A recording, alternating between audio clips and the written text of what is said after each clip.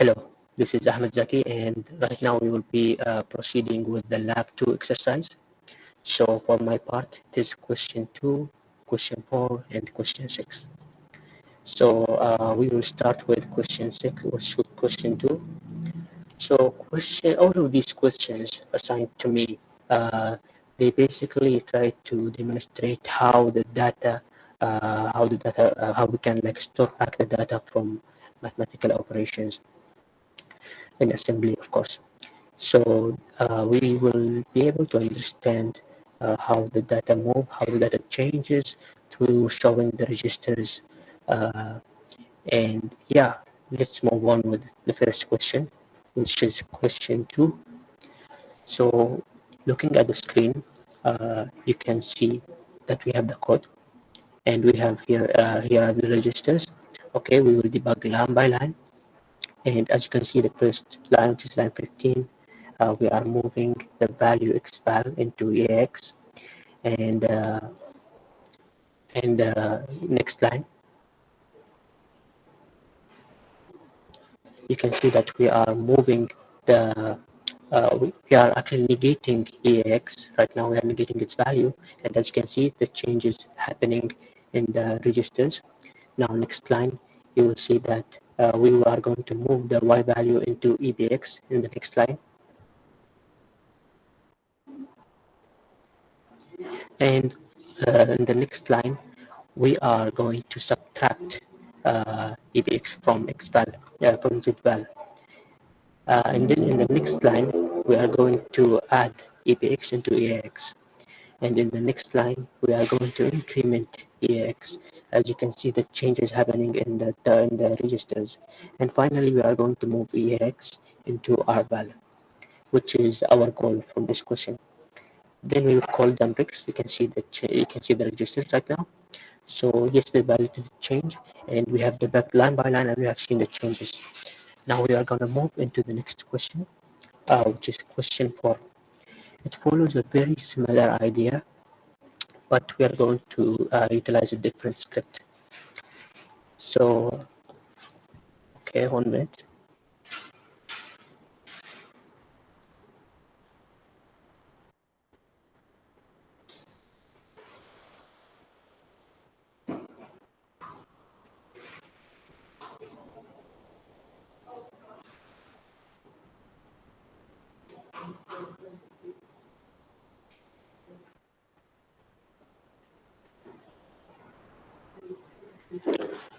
Okay, now the code is ready. We will start by debugging.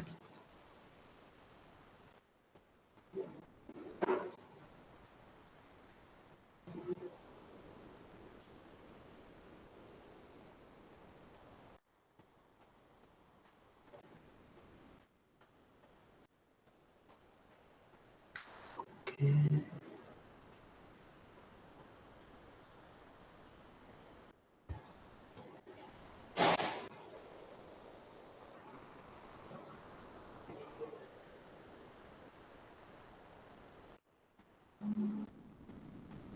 We're going to debug line by line here.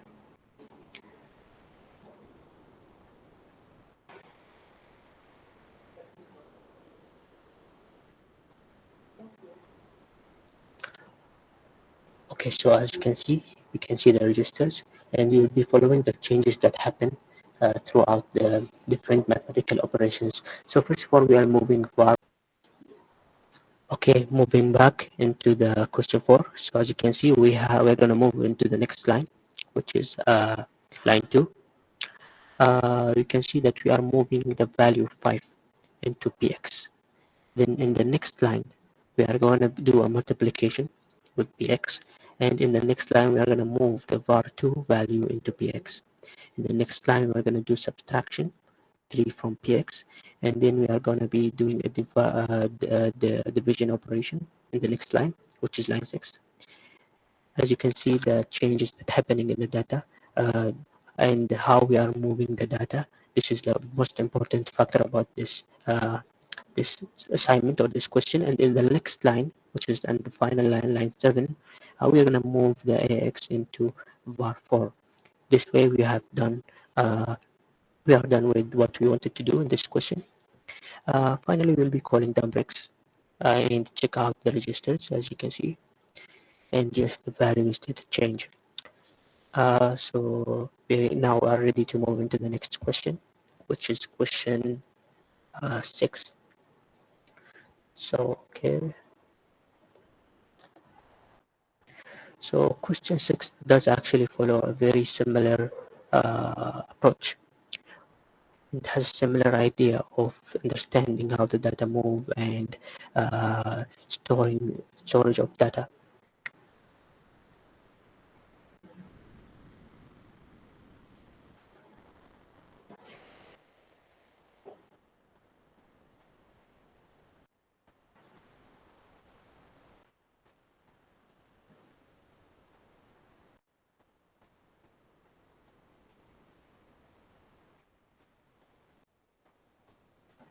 Okay, first we are going to debug. So right now, as you can see, we have our registers over there, and we will be moving again line by line, so to understand how the data moves. So first of all, as you can see, we are going to 1 minute. Can you widen the screen?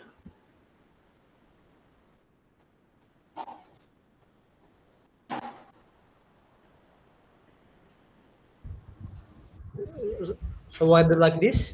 Okay, now it's good. So as you can see, you can see the registers in the first line. As you can see, we are going to clear the X. Why? Because you want to have a 16-bit dividend. And in the next line, we are going to move 803 hexadecimal into X. In the next line, we will be moving 10 hexadecimal into PL. And in the next line, we are going to do a division operation. So finally, we will be going back into calling our dump bricks. And as you can see, we have our registers. So this concludes the questions 2, 4, and 6 for the lab 2 exercise. Thank you for watching, and good luck.